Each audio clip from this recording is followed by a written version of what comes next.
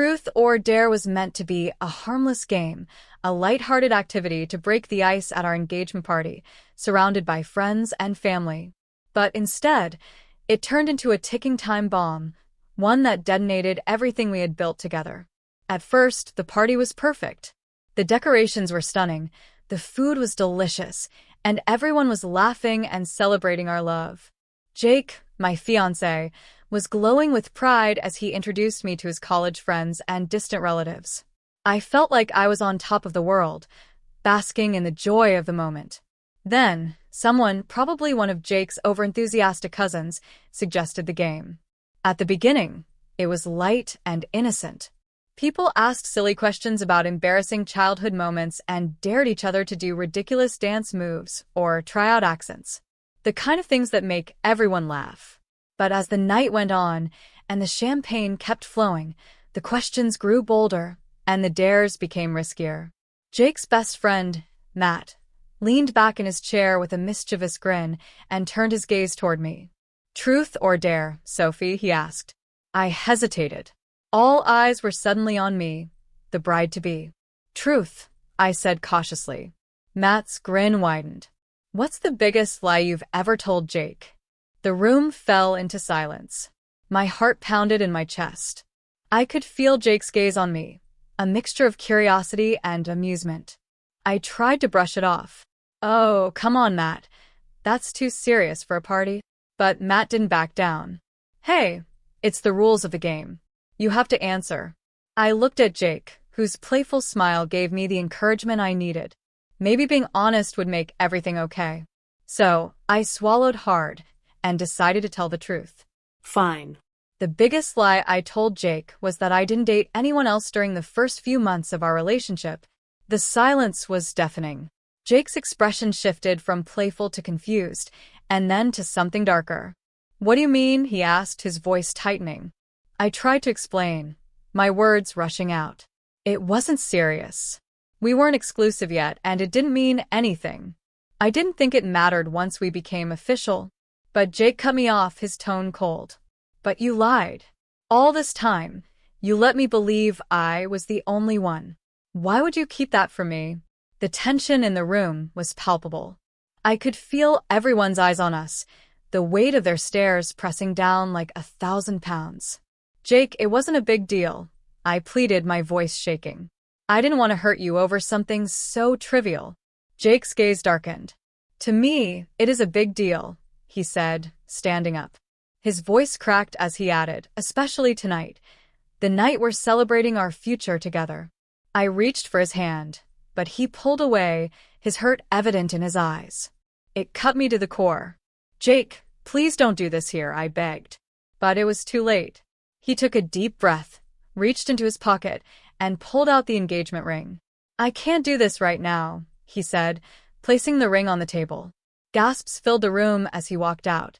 I stood there, frozen, humiliated, and heartbroken, while our guests whispered amongst themselves. What was supposed to be the happiest night of our lives had turned into a nightmare, all because of one reckless game. The room felt like it was spinning as I stood there, staring at the ring Jake had left behind. It was a symbol of our future, now abandoned on a table in front of our friends and family. The weight of the situation hit me like a freight train. I had destroyed everything. Our engagement, our trust, our happiness, because of one stupid moment of honesty. My mind raced, trying to understand what had just happened.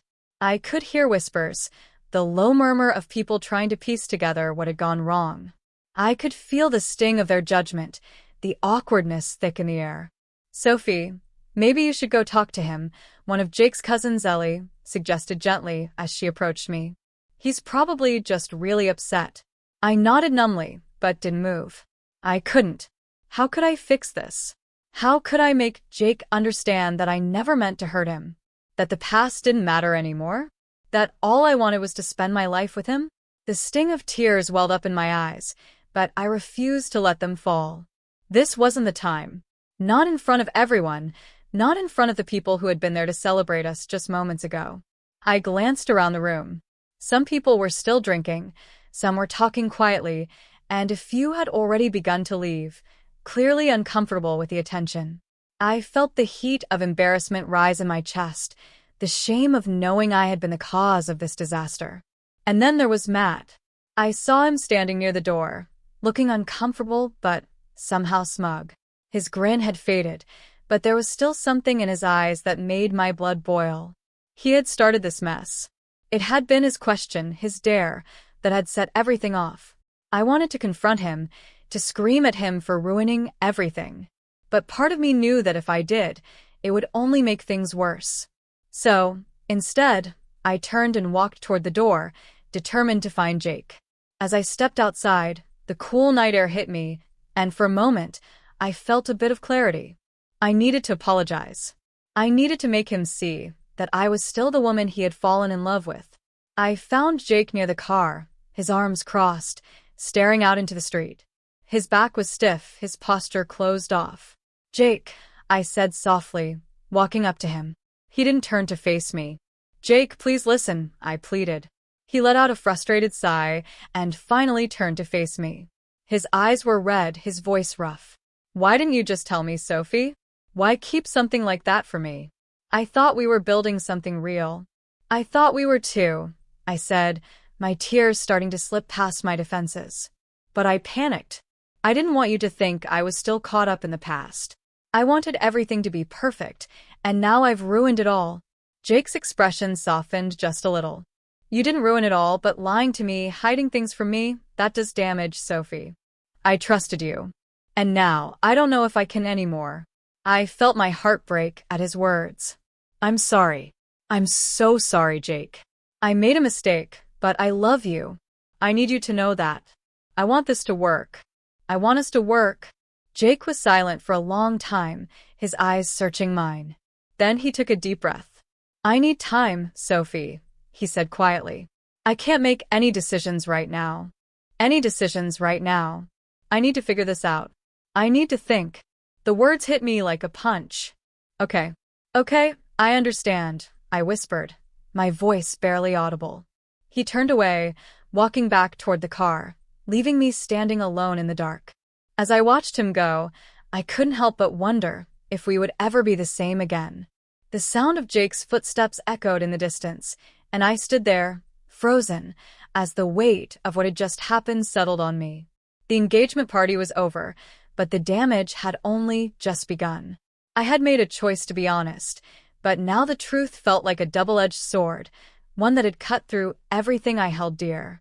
I watched Jake's figure disappear into the night, feeling more alone than I ever had. My heart ached for him, for us, for what we had lost in those moments. I didn't want him to walk away. I wanted him to come back and tell me it was all just a misunderstanding. But deep down, I knew it wasn't that simple. He needed time. Time to heal. Time to decide if he could ever trust me again. I pulled my phone out of my pocket and stared at the screen. There were messages from friends and family, people who had once been celebrating with us, but now they all felt distant, like echoes from another life. I didn't want to talk to anyone. I didn't want to hear their pity or sympathy. I just wanted Jake back. But I knew that if I truly wanted to fix this, I had to let him breathe. I had to give him the space he needed, even if it felt like it was tearing me apart. I turned around and walked back into the house, my footsteps heavy. The living room was now quiet. The laughter and chatter had been replaced by an eerie silence. People were gathered in small groups, whispering behind their hands, some shooting me awkward glances as I passed. I could feel the judgment in their eyes, the unspoken questions of whether Jake and I were going to make it after all. Ellie approached me again, this time her expression more serious, more sympathetic. "Sophie, I'm so sorry. I know this is a lot, but you need to talk to him. You need to fix this if you can. We're all pulling for you." Her words, though kind, felt like a slap in the face. I wasn't sure I could fix it. I didn't know if there was a way back from this. "I don't know if I can," I whispered, my voice barely audible. "He's so hurt. I've lost his trust, Ellie, and I don't know if I can get it back." Ellie placed a hand on my shoulder, her eyes soft with understanding. "You have to try," she said gently. "I can't tell you how, but you need to. Don't give up on him yet." I nodded, though doubt lingered in my heart. How could I make him believe me again? How could I undo the damage of that single truth? As the night wore on and the guests slowly filtered out, I sat alone in the living room, staring at the engagement ring Jake had left behind. It sparkled in the dim light, taunting me, reminding me of everything I had lost. I didn't sleep that night. Instead, I replayed the events over and over in my mind, wondering what I could have said differently, what I could have done to prevent this. But no matter how many times I went through it, the truth remained. I had lied, and I had broken something that had once seemed unbreakable. The next morning, I woke up with a sense of dread, not knowing what the day would bring. I sent Jake a message asking if he was okay, telling him I was ready to talk whenever he was. But the message remained unread for hours, and my heart sank each time I checked my phone. It wasn't until late afternoon that I received a reply. "I need more time, Sophie. I'm not ready to talk yet. Please respect that." His words hit me like a punch to the gut, but I understood. I couldn't force him to talk to me. I had to respect his space, no matter how much it hurt. I spent the day trying to distract myself, picking up the pieces of the party, cleaning up the mess, pretending like everything was fine. But it wasn't fine. My engagement, my future, was hanging by a thread, and I had no idea if I could weave it back together. The days turned into weeks, and Jake's silence stretched on. I gave him space, but every day felt like I was drowning in uncertainty. There were moments when I'd get a flicker of hope, an accidental glance at a photo of us together, a memory of better times. But then the reality would hit me again. The distance between us had grown wider, and I was still on the other side, unable to reach him. I still loved him with all my heart, but I didn't know if that would be enough to fix what I had broken. Days blurred together, and the silence between Jake and me grew louder. I spent each moment trying to piece myself back together, but without Jake, it felt impossible. Our home, once full of laughter and dreams of a future together, now felt like an empty shell, haunted by the echoes of what used to be. I kept busy, doing everything I could to avoid being alone with my thoughts. I went to work, spent time with friends who were sympathetic but kept their distance, and tried to keep up appearances. But every night, when I was alone, my mind would spiral back to Jake. Was he thinking about me? Was he regretting his decision? Was there a way back for us? The hardest part was seeing the engagement ring sitting in the drawer, untouched. I'd look at it, remembering the way Jake had looked at me when he placed it on my finger. It was supposed to be a promise, a symbol of a lifetime together. Now it was just a painful reminder of everything I had lost. I tried calling him a few times, but each call went straight to voicemail. His responses to my texts were brief, almost robotic. "I'm not ready. We need space. I'll reach out when I'm ready to talk." I felt powerless, like I was standing on the edge of a cliff, reaching for him but unable to get close enough. Then one evening, I received a message from him that was different. "I'm coming over tomorrow. We need to talk." The words hit me like a rush of adrenaline. He was finally ready to talk. My heart pounded, and my hands trembled as I quickly typed back, "Okay, I'll be here." That night, I hardly slept. I ran through everything I wanted to say, trying to make sense of the mess I had created. But when the morning came, my mind felt blank. What could I say to make him understand? What could I do to make him trust me again? The doorbell rang just before noon. I opened the door to find Jake standing there, his face tired, his eyes still holding a trace of the hurt that had lingered since that night.